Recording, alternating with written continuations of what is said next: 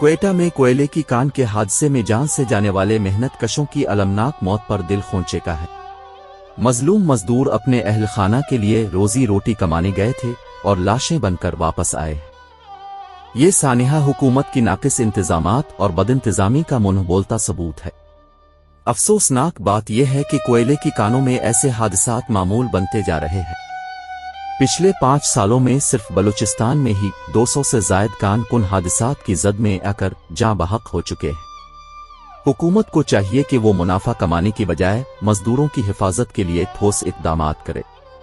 بہتر سہولیات، حفاظتی آلات، مناسب تربیت اور سخت سیکیورٹی کے انتظامات کرے۔ میں اس دل خراش حادثے میں جان سے جانے والے تمام افراد کے لواحقین سے دلی تعزیت کا اظہار کرتا ہوں۔ اللہ تعالیٰ ان کو صبر جمیل عطا فرمائے اور مرحومین کی روحوں کو جنت میں جگہ دے۔